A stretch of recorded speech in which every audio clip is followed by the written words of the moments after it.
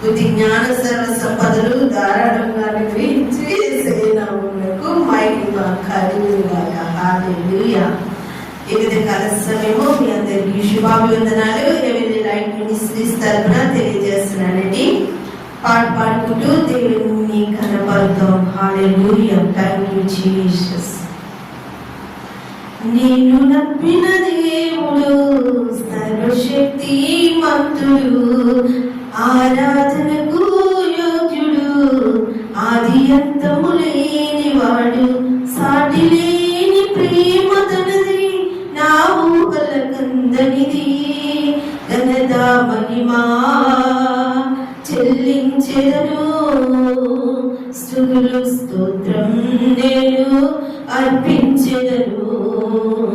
ఘనత మహిమా చెల్లించెదను, స్తుతులు స్తోత్రం నేను అర్పించెదను. నేను నమ్మిన దేవుడు సర్వశక్తి మంతుడు, ఆరాధనకు యోగ్యుడు, ఆది అంతము లేనివాడు. ఆకాశం పట్టజాలని ఆకారంలో దేవుడు, కోటి సూర్యకాంతులైన సాటి రాణి తేజోమయుడు. ఆకాశం పట్టజాలని ఆకారముతో దేవుడు, కోటి సూర్యకాంతులైన సాటి రాణి తేజోమయుడు. వెలుగునే వస్త్రముగా ధరించిన దేవుడు, నలిగిన హృదయాలకు ఆయనే ఆశ్రయుడు. నిన్ను నమ్మిన దేవుడు ప్రేమాస్వరూపుడు, నిన్ను నమ్మిన దేవుడు ప్రేమాస్వరూపుడు. ఘనత మహిమా చెల్లించెదను, స్తుతులు స్తోత్రం నేను అర్పించెదను. ఘనత మహిమా చెల్లించెదను, స్తుతులు స్తోత్రం నేను అర్పించెదను. బుద్ధి జ్ఞానములను కలిగిన సంపన్నుడు యేసు ప్రభువు, ఈ లోకపు సంపదలేవి తన ప్రేమకు సాటి రావు. బుద్ధి జ్ఞానములను కలిగిన సంపన్నుడు యేసు ప్రభువు, ఈ లోకపు సంపదలేవి తన ప్రేమకు సాటి రావు. నేను నమ్మిన దేవుడు సర్వశక్తి మంతుడు, ఆరాధనకు యోగ్యుడు, ఆది అంతము లేనివాడు, సాటి లేని ప్రేమ తనది, నా ఊహల కందనిది. ఘనత మహిమా చెల్లించెదను, స్తుతులు స్తోత్రం నేను అర్పించెదను. ఘనత మహిమా చెల్లించెదను, స్తుతులు స్తోత్రం నేను అర్పించెదను. హల్లెలూయా. ఉదయకాలము మనము వాగ్దానాన్ని విందామండి. జూలై మాసము 5వ తారీఖున మనము మన కొరకు సిద్ధపరచబడిన వాగ్దానాన్ని మనము విందాం. హల్లెలూయా.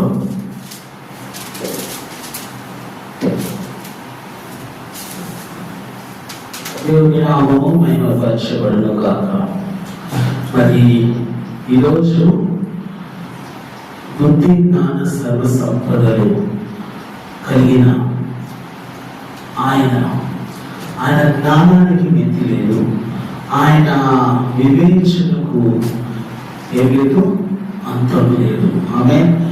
ఆయన ఆలోచన శక్తిని అందుకోగలిగిన వాడు ఎవడనూ లేదు. హల్లెలూయా.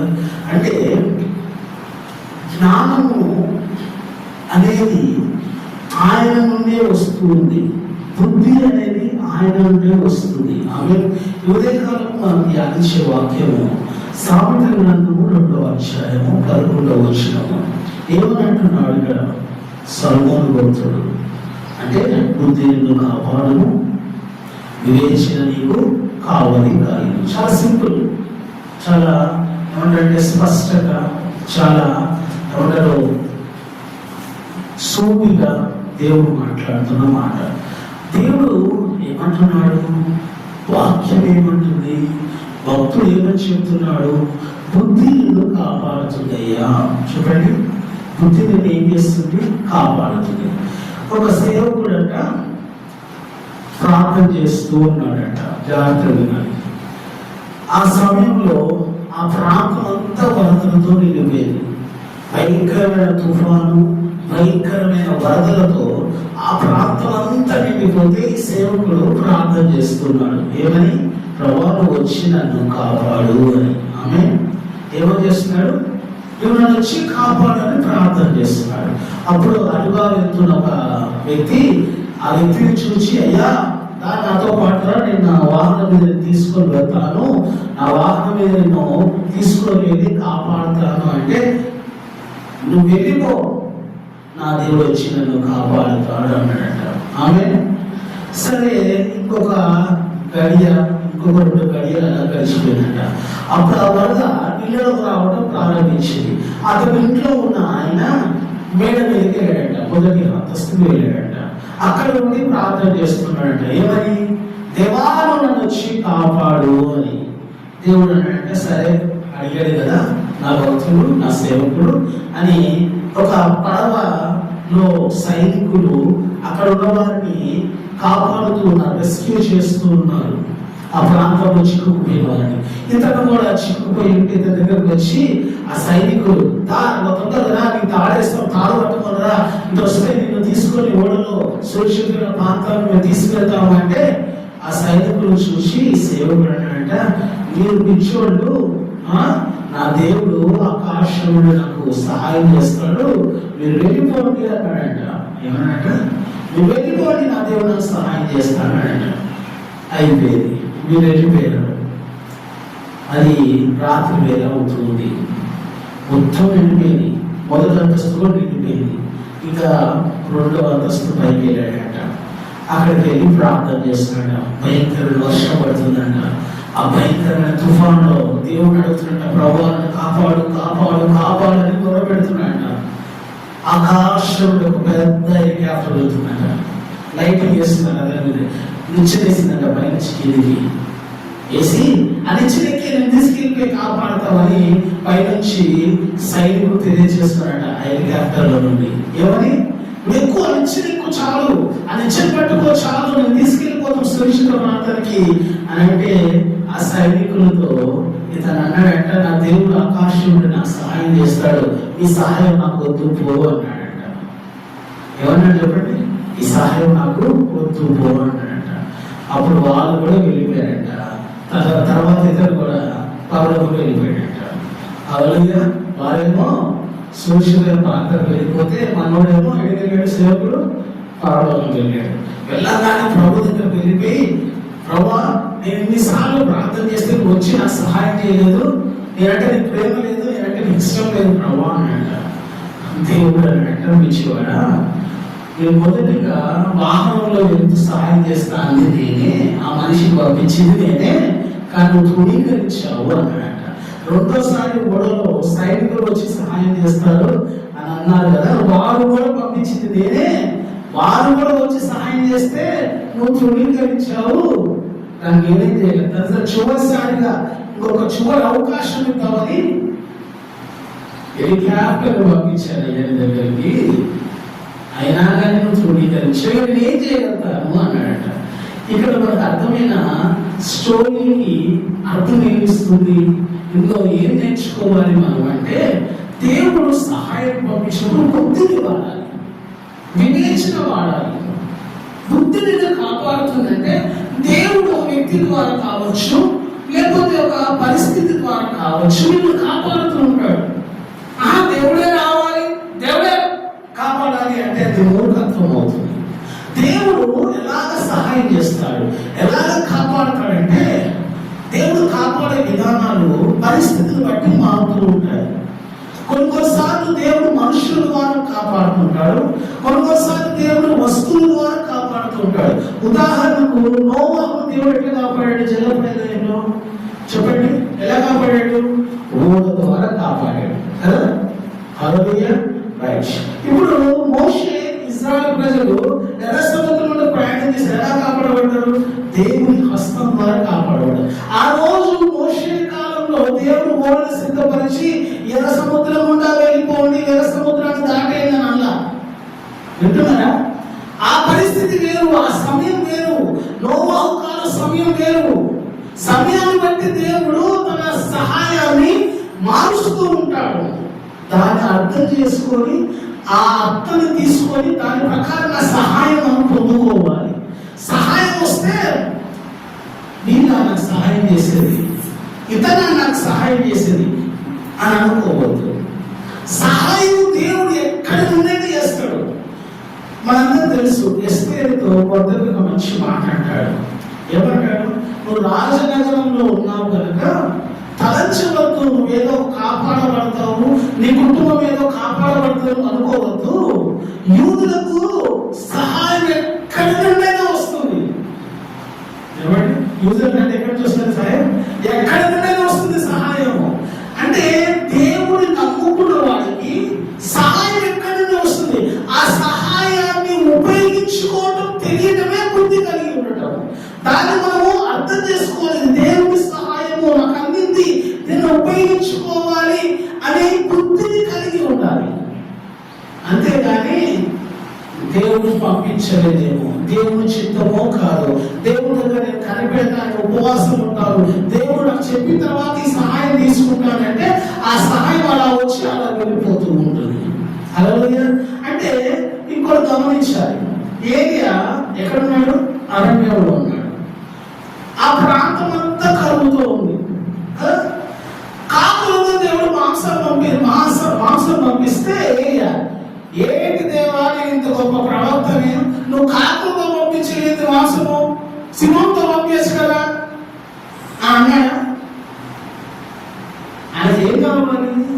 ఆహారం కావాలి. ఎవరితో పంపిస్తే ఏంటి? కాకులతో పంపిస్తే ఏంటి? ఎరుకలతో పంపిస్తే ఏంటి? ఆయన తినడానికి ఏం కావాలి? ఆహారం కావాలి. ఎవరి నుంచి వస్తే ఏంటి? ఎలా వస్తే ఏంటి? ఆయనకు ఆహారం ఉంటే చాలు. విధవా దగ్గర పంపించాడు దేవుడు. విధవా దగ్గర పంపించినప్పుడు ఏరియాకి ఆలోచన వచ్చి ఉండాలి, ఆమె తినడానికి లేదు, ఆమెనే చావు బతుకు మంచిగా ఉంది, ఆమెతో పాటు ఆమె కుమారుడు ఉన్నాడు, ఏంటి ప్రభావం పంపించావు అన్నాడా? ఆమె దగ్గరికి వెళ్ళి ముందు నాకు తయారు చేసుకున్నా, అప్పుడు నీవు బ్రతుకుతావు, నీ కుమారుడు కూడా బ్రతుకుతాడు అన్నాడు. ఆ బుద్ధి వచ్చి, ఆ బుద్ధి కలిగి ముందు దైవజనుడు పెట్టడం వల్ల ఆమె కుమారుడు బ్రతికారు. ఆమె తినేసింటే నేను పెట్టలేదు, దైవజనుడుకు నేను పెట్టిన తర్వాత ఎక్కడ బ్రతుకుతామో తినేసి చచ్చిపోయినా పర్వాలేదు, తినకుండా చచ్చిపోవడం కానీ తిని చచ్చిపోవడం మంచి అనుకున్నా. ఆ సారేపతి విధులు అలా అనుకోలేదు. బుద్ధి కలిగి ఏం చేసింది? దైవం చెప్పిన మాట లోబడి దైవజనుడు పెట్టడం బట్టి తిరిగి దీవించబడింది. హల్లెలూయా. బుద్ధి ఏం చేస్తుందంటే కాపాడుతుంది, నడిపిస్తుంది, పోషింపజేస్తుంది, కావాల్సినవి అనుగ్రహిస్తుంది. బుద్ధిహీనులుగా ఉండకూడదు. చెప్పండి, మూర్ఖులుగా ఉండకూడదు. క్రైస్తవులు బుద్ధి కలిగిన వారుగా ఉండాలి. అందుకని మనం చూస్తూ ఉంటాం, బుద్ధి కలిగిన స్త్రీలు, జ్ఞానం కలిగిన స్త్రీలు ఇల్లు కట్టుకోను, 3 నాలు ఇల్లును పేర్కొను అంటాడు సామెత గ్రంథంలో. అంటే అర్థం ఏంటి? బుద్ధి కలిగిన స్త్రీ ఏం చేస్తుంది? తన కుటుంబానికి కావాల్సినవి సమకూర్చుకుంటుంది, కాపాడుకుంటుంది. బుద్ధి లేని స్త్రీలు చేసే పనులు, బుద్ధి కలిగిన స్త్రీలు చేసే పనులు చాలా డిఫరెంట్ ఉంటాయి. క్రైస్తవ సంఘం కూడా కన్యకతో స్త్రీతో పోల్చబడింది. బుద్ధి కలిగిన కన్యకలు ఏం చేశారు? దీనిని సిద్ధపరచుకున్నారు, వారు కాపాడబడ్డారు. వారు ఏం చేయబడ్డారు? ఆ తలుపులు దాటి పెళ్లి కుమారుతో వారు ప్రయాణమే వెళ్ళిపోయారు. బుద్ధి లేని స్త్రీలు ఏమయ్యారు? విడిచిపెట్టబడ్డారు. కాపాడబడ్డం అంటే బుద్ధిని ఉపయోగించడం. బుద్ధి లేని వారు ఎలాంటి వారంటే, నాకు తెలిసినంత వరకు అన్నీ ఉన్నా కానీ దాన్ని ఉపయోగించుకోవడం రావాలి. అన్నీ ఉన్నాయి కానీ దాన్ని ఉపయోగించుకోవడం రాదు. బుద్ధి కలిగిన వారు ఎలాంటి వారు అంటే లేకపోయినా వాటిని ఎలా ఉపయోగించుకోవాలని ప్రయత్నాలు చేస్తూ ఉంటారు. వారు ప్రయత్నం మాత్రం విడిచిపెట్టారు. వచ్చిన అవకాశం ఉపయోగించుకునేవారు బుద్ధి కలిగిన వారు. రెండో మాట ఏంటి చెప్పండి? వివేచన నీకు కావలి కాయం. వివేచన అంటే ఏంటి? అండర్స్టాండింగ్. చెప్పండి, అండర్స్టాండింగ్. అర్థం చేసుకోగలగడం, పరిస్థితిని అర్థం చేసుకోగలడం. ఇప్పుడు ఏసేపు ఉన్నాడు. ఏసేపు ఏం చేశాడు? తన పరిస్థితిని గ్రహించాడు. తన అందరూ తన మీద ద్వేషం పెంచుకున్నారని అర్థమైంది. తన అందరితో పోరాడలేదు, వివేచన కలిగాడు. కలిగి ఏం చేశాడంటే గౌరవంగా ఉన్నాడు. అదే పోట్లాడంటే వారితో పోరాడుతుంటే అన్న నిజంగా చంపేసేవారు. అంటే అన్నను చంపాలనుకున్నా కానీ, చంపాలని ప్రయత్నం చేసినా కానీ ఇతను ఏం చేశాడు? వివేచనతో సౌమ్యంగా మౌనంగా సహనం కలిగి ఉన్నాడు. కాబట్టి ఆ వివేచనని కావాలి కాసింది రోజు. అతను వివేచన కలిగి ఉన్నాడు కాబట్టి పోతీఫర్ గృహంలో కావచ్చు, లేకపోతే దాని ఏమంటారు జైల్లో కావచ్చు, లేకపోతే ఐగుప్తు దేశం అంతటి మీద అధికారి కావచ్చు, అతనికి కావలి కాసింది.